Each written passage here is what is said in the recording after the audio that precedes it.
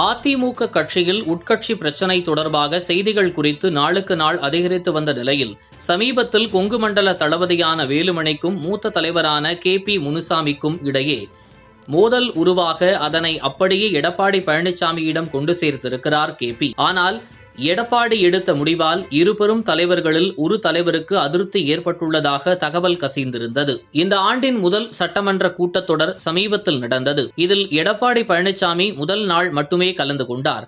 பிறகு உடல்நிலை காரணமாக இறுதி நாட்களில் பங்கேற்றார். இதற்கு முன்னதாக அதிமுக முக்கிய தலைவர்களை சந்தித்து எடப்பாடி பழனிசாமி பேசியுள்ளாராம். அதில் அதிமுக சட்டமன்ற உறுப்பினர்கள் வெளிநடப்பு செய்ய வேண்டாம் என்றும் அவையிலேயே இருந்து திமுகவுக்கு கடுமையான எதிர்ப்புகளை தெரிவித்து பேசுமாறும் எடப்பாடி அறிவுறுத்தியிருந்தாராம். இந்த நிலையில் 9ஆம் தேதி சட்டமன்றத்தில் வேலுமணி எழுந்திருக்க அவரோடு சேர்ந்து முன்னாள் அமைச்சர் உதயகுமாரும் எழுந்திருந்தார். சுமார் 35க்கும் மேற்பட்ட சட்டமன்ற உறுப்பினர்கள் அவர்களோடு கோஷமிட்டுக் கொண்டே வெளியேறினார்கள். இதனை பார்த்து தானும் வெளியேற வேண்டும் என்ற முனைப்பில் KP முனுசாமியும் சென்றுள்ளார்.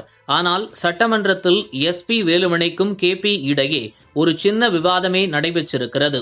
இது சம்பந்தமாக எடப்பாடியிடம் கூறியிருக்கிறார் KP. ஏற்கனவே அதிமுகவில் தற்போது எடப்பாடி பழனிசாமிக்கு பிறகு SP வேலுமணியைத்தான் அனைத்து மாவட்ட செயலாளர்களும் சந்தித்து அவரின் அறிவுறுத்தலின்படி செயல்பட்டும் வருகிறார்கள். நம்பிக்கை நட்சத்திரமாக பார்க்கப்படும் வேலுமணிக்கும் பின்னால் வந்த பல MLAக்கள் அணிவகுத்தும் நிற்கின்றனர். 2ஆம் கட்ட தலைவர்களும் ஆதரவு கொடுத்து வருகிறார்கள் வேலுமணிக்கு.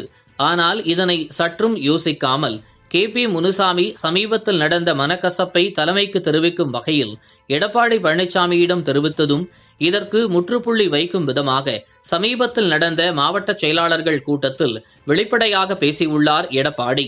பொங்கல் பண்டிகைக்கு பிறகு 234 சட்டமன்ற தொகுதிகளுக்கும் நான் சுற்றுப்பயணம் வர இருக்கிறேன்.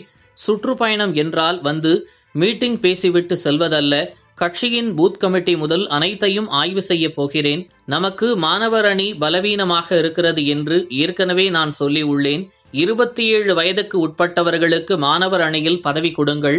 சுற்றுப்பயணத்தை எங்கிருந்து ஆரம்பிக்கப் போகிறீர்கள் என்று என்னிடம் நீங்கள் தொடர்ந்து கேட்டுக்கொண்டிருக்கிறீர்கள். பல நிர்வாகிகள் தங்களது பகுதியில் இருந்தும் தங்களது மாவட்டத்தில் இருந்து ஆரம்பிக்க வேண்டும் என்று என்னிடத்தில் கோரிக்கை வைத்திருக்கிறீர்கள்.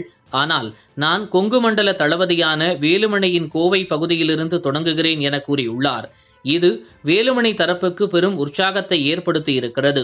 ஆனால் KP பேச்சு எங்கும் எடுபடவில்லை என்று கூறப்படுகிறது. ஒருபுறம் அதிமுகவிலிருந்து பிரிந்து சென்றவர்களை சேர்க்க வேண்டும் என்று நிர்வாகிகள் தொடர் கோரிக்கைகளை வைத்து வரும் நிலையில் தற்போது உட்கட்சியிலே பிரச்சனை எழுந்திருப்பதால் இன்னும் ஓராண்டில் என்னவெல்லாம் சிக்கலை எடப்பாடி சந்திப்பார் என்பதை பொறுத்திருந்து பார்க்க வேண்டும் என அரசியல் விமர்சகர்களின் கருத்தாக இருந்து வருகின்றது. இதுபோன்று முக்கிய நிகழ்வுகள், அரசியல் தகவல்களை ஆழமாகவும் மாறுபட்ட கோணத்திலும் அறிந்து கொள்ள மறக்காமல் உங்கள் IND தமிழ் 24/7 பக்கத்தை பின்பற்றிக் கொள்ளவும்.